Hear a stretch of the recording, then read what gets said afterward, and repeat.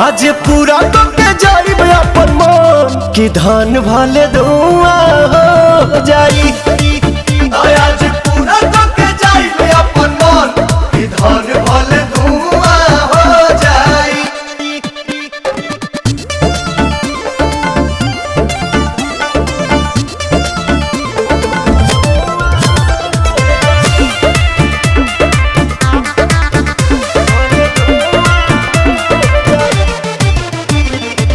ऐसे देखबू जे हमारा ब्रिज के धा दे हम गीज के चोली के चीज के।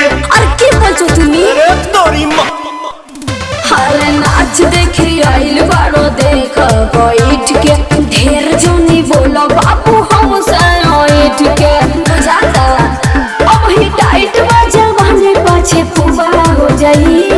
तो बतिया मान ले आज पूरा करके जाइब अपन मन कि धान भले धुआं हो जाई।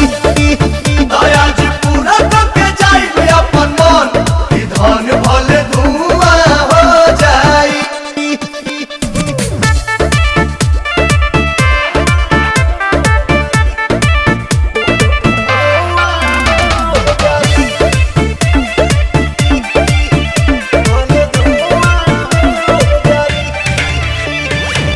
लागे लुफाइन साइन तहरे पेज पा पवन के संगे मायनेज करो सेज पा चल होने। अरे छोड़ा ना ढेर जाना ओइले या ढेर जाना गोइले अरुण बिहारी मन पूरा नहीं कहिले हमरा पीछे प्रियंसु बोलो फुगा हो जाई। आज पूरा करके जाइब अपन मन कि धान भले धुआं हो जाई।